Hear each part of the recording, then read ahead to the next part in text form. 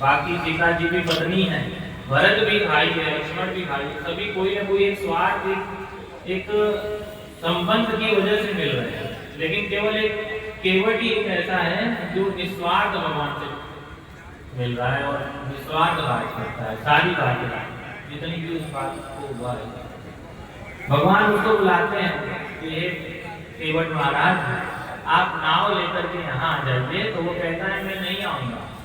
लक्ष्मण जी को बड़ा आश्चर्य होता है कि ऐसा भगवान किसी को बुला रहे हो और वो ना आए। तो वो भगवान उसको समझाते हैं लक्ष्मण जी को कि हमारा भक्त है, इसीलिए नहीं आना चाहता। तो क्या मैंने आपके सारे भक्तों को ऐसा ही देखा है, आप जिसको बुलाते हैं या जो भी है आपके पास आपसे चढ़ के ही बात करता है। तो क्या और किस भक्त को तुमने देखा है? तो देखिए पीछे सुमंत बैठा है। तो क्या सुमंत क्या हुआ सुमंत के साथ? तो क्या सुमंत कहाँ पर बैठा हुआ है? तो क्या वो रथ पर बैठा हुआ है। और क्या ये केवट कहाँ पर बैठा हुआ है? तो क्या ये नाव पर बैठा हुआ है। सुमंत रथ पे बैठा है, केवट नाव पे बैठा है। सुमंत से आपने क्या कहा है कि अयोध्या चले जाओ, और केवट से आप क्या कह रहे हैं यहाँ आ जाओ। क्या सुमंत गया? नहीं गया। क्या केवट आ रहा है? नहीं आ रहा। तो क्या आप जिसको जब भेजना चाहते हैं वो जा नहीं रहा है, और जिसको आप बुलाना चाहते हैं वो आ नहीं रहा है। ये सारे भक्त आपके ऐसे ही हैं। तो भगवान राम जी मुस्कुराए और बोले कि मेरी बोनी खराब हो गई, इसीलिए सब ऐसा हो रहा है। जब मैं निकला तो मेरे साथ खूब अपशगुन हुए, इसलिए ये सारी कथाएं चल रही। तो क्या अपशगुन हुए? तो कहे कि वनवास किसको मिला था? मुझे मिला था। मैंने सीता जी से कहा मत चलो, उन्होंने मेरी बात सुनी? नहीं सुनी। वो कहीं नहीं चलना है। मैंने तुमसे भी कहा कि हे लक्ष्मण मत चलो, तुमने मेरी बात सुनी? तुमने भी नहीं सुनी। तुम भी कहीं चलना है। जब तुम लोग मेरी बात नहीं मानते तो ये लोग क्यों मेरी बात मानेंगे? और तुम तो भक्त हो, तुम तो प्रेम करते हो। इसका अर्थ यही है कि केवट भी मुझसे प्रेम कर रहा है, वो प्रेम में वशीभूत होकर के मुझसे नहीं मिलना, मेरे पास नहीं आ रहा है। फिर केवट को अकेले बुलाते हैं, कहते कि तुम आओ, तुम नाम लेकर अभी मत आओ, तुम ऐसे ही आ जाओ, बताओ क्या कारण है, क्यों तुम मुझसे नहीं मिलना चाहते, क्यों तुम नहीं हमें पार कराना चाहते हो? तो कहता है प्रभु मैंने आपकी बहुत महिमा सुनी हुई है। आपके पैर को छू करके अहिल्या जो है नारी बन गई, पत्थर की नारी हो गई, और आपके हाथ को छू करके धनुष टूट गया, जिसको पूरी दुनिया में कोई नहीं तोड़ सकता था, वो आपका हाथ लग के टूट गया। तो आपके स्पर्श से ही सब कुछ हो रहा है, और ये पूरी रामायण की कथा स्पर्श की ही कथा है।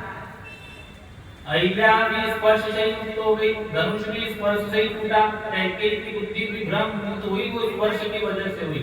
अगर मंत्रा को स्पर्श नहीं करती तो पाप उसके अंदर प्रवेश ही नहीं करता, और पाप प्रवेश नहीं करता तो रामायण शुरू नहीं होती। तो सारी कथा ही वो स्पर्श से है। तो वो केवट कहता है कि मुझे आपका मर्म मैं जानता हूँ प्रभु, तो मर्म मैं जाना, मैं आपका सारा मर्म जानता हूँ, इसीलिए प्रभु मैं तो आपको नाव से नहीं पार कराने वाला, क्योंकि मेरी एक ही नाव है, और अगर ये नारी बन गई तो मैं किसको चलाऊंगा, और दो नारी का खर्च मैं नहीं उठा सकता। भगवान हंसने लगते हैं कि कितना नटखट है हमारा भक्त, और कहते हैं कि नहीं ऐसा नहीं होगा, और जैसा तुम्हें उचित लगे वैसा करो। तो पहले तो बोलता है कि प्रभु आगे एक रास्ता है, आप कमर भर पानी है, आप वैसे ही चले जाइए, मैं तो आपको पार नहीं लगाने वाला। तो वो कहते हैं कि ऐसा कौन सा रास्ता है, मुझे ही बता दो। कहेंगे मैं रास्ता नहीं बताऊंगा, खुद ढूंढ लीजिए, क्योंकि अगर मैं रास्ता बता दूंगा तो बाकी लोग भी उसी रास्ते जाने लगे चले जाएंगे, और अगर वो चले गए तो फिर मेरा ये नाव रखने का क्या फायदा? मैं दिन भर बाट जोता रहता हूँ कि लोग आएंगे, नाव पे चढ़ेंगे, उनको बात कराऊंगा, लेकिन मैं आपको रास्ता नहीं बताऊंगा। तब वो कहते हैं कि भगवान कहते हैं जो तुम करना करो, लेकिन मुझे पार लगा दो। तुम मुझे पार क्यों नहीं लगा रहे? तो कहते हैं जिस प्रकार प्रभु आप भी अपने भक्तों को बार बार उलझाते रहते हैं, पार नहीं लगाते, आप ऐसे ही आज खड़े हुए आपको भी समझ में आना चाहिए कि भक्त भी ऐसे ही बार बार आपसे कहते हैं प्रभु मुझे पार लगा दीजिए, मुझे पार लगा दीजिए, लेकिन आप पार नहीं लगाते। तो आज आपको समझ में आ रहा है कितना कष्ट होता होगा भक्तों को, इसीलिए मैं आपको इतना परेशान कर रहा हूँ। तो फिर भगवान कहते हैं तुम क्या करना चाहते हो? तो कहते प्रभु मैं केवल इतना चाहता हूँ कि एक बार आपका पैर धो लूं, और यदि आपका पैर धोऊंगा उससे कुछ नहीं होगा तो मैं आपको नाव पर चढ़ा दूंगा। कहे ठीक है। तो वो लकड़ी की कटौती लाता है। भगवान को किसी भी धातु को स्पर्श करने का मना है, वनवास के समय में धातु को स्पर्श नहीं करते, तो लकड़ी की कटौती लेते हैं और लकड़ी की कटौती में गंगा जल भरता है। गंगा जी भी आज अपने उत्पत्ति स्थान को देखकर भी प्रसन्न हो रही है। ब्रह्मा जी को केवल एक बार पैर धोने का मौका मिला, केवट ने 2 बार पैर धोया। पहली बार पैर धोया और भगवान ने पैर धोते ही पैर बाहर रख दिया तो उनका पैर फिर धूल में आ गया, पूरा जो रेत थी भगवान के पैरों पे लग गई। तो केवट जो है कहता है ये आपने क्या कर दिया, इसे तो मतलब फिर गंदा हो गया, इसे तो फिर धूल लग गई, धूल फिर नाव पे लग जाएगी, फिर वो नारी बन जाएगी, मुझे तो मतलब विश्वास ही नहीं हो रहा है। तो लक्ष्मण जी कहते तब क्या करें, अगर बाहर नहीं रखेंगे तो दिन रात नहीं चलता रहेगा, पैर धो लेंगे बाहर रखेंगे, पैर धो लेंगे बाहर रखेंगे। क्या नहीं, पहले पैर धोइए, मेरे सिर पे रखिए और मैं उसको पोंछूंगा तब आप नाव पे